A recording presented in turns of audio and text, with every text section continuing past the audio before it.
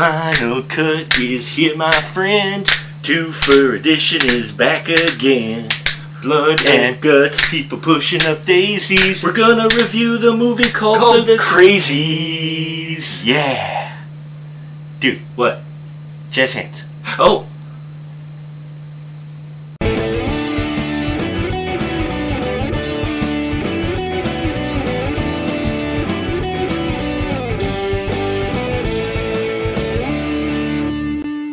Yes, everyone, 1973, George Romero made a little classic of the cult fame, The Crazies. Now, it's not quite known because, you know, he had this big popular zombie films, and he made this film in between his zombie films, and it's a shame that it didn't get more popularity because it is a very good film. Now, it is heavy in social commentary because it is George Romero, and he uses the motion picture, the frame, to paint his and express his opinion, get on his soapbox basically, and speak about society as well as military, as well as a variety of other issues in society. Now, in this case, the movie gets seen from a number of perspectives. You get it to see it from the general who's tossed into this situation to try to contain this town, which has been infected with a biochemical weapon, okay, due to a military snafu by any case. Anyway, he's trying to contain and try to keep the media out of it. Then you have the other general who kind of horns in on his territory, and you get his perspective of him being the expert, and his job is solely there to get rid of this as quick as possible. So the general, one general there is to contain it, the other guy, you know, so there's conflict there. Then you have the scientist. He's one of the scientists that actually helped create this thing. He's trying to find a cure throughout the movie and not getting much help from the military there.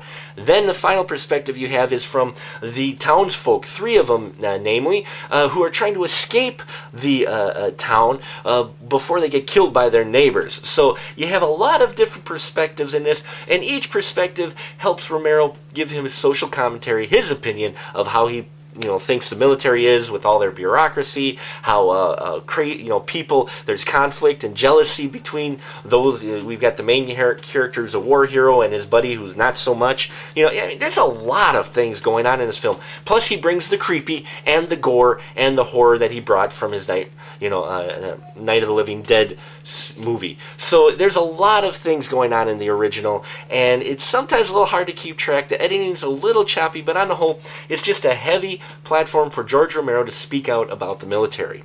Now, the remake is just slightly different, and I want to have Mark the Movie Man tell you more about that one. Thank you, Movie Man Mark.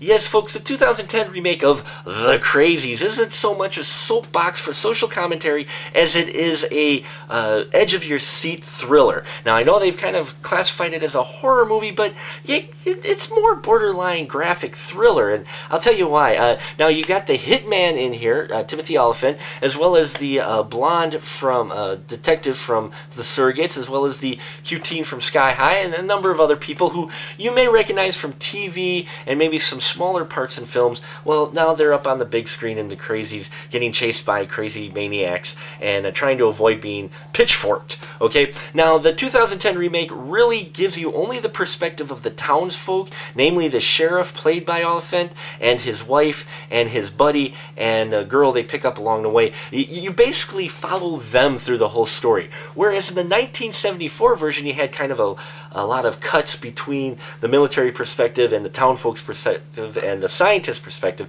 In this case, no, we just follow the townfolks as they are being chased and not only by the crazies in the town, but by the military as well. Now, it does still paint a not so pretty picture of how the military handles a epidemic like this within a town, trying to contain it. Okay, they do still put that element in there. It's just not quite as soapboxy and preachy as George Romero's. Okay, it's more the military are almost as crazy as the townfolk, and so you're not really sure if the title is referring to the townfolk or the military. Okay, 2010 version has a lot more suspense in it. There's I'd say more action in this, and the gore is a lot more graphic. Okay, there's a lot of gore in here, gore horse, a lot of corpses, a lot of people burned. Okay, lots of really nasty things happening to a lot of people in this normal small town America, okay? Ending's different as well, as you can imagine, and just overall, this film is very good. Okay, I did enjoy it, but it is a different film than your 73 version. Okay, so don't expect the same film. It's not. You got same kind of characters, themes going on, and there's some themes of the you know, the social commentary, but not nearly as heavy as what the 73 version was. Still an excellent film and worth the price of admission. Yes, everyone, so the 2010 version, in my book, gets 3.5 stubs. A fun film, definitely if you're looking for a good thriller, one of the better remakes that they've come out with so far in this trend of remake movies. I definitely recommend you see it, and worth the price of admission. And the 1973 version of The Crazies, definitely worth the rental, 3.5 stubs in my book as well. That'll about do it for us here at The Final Cut. Until next time, keep that ticket stub.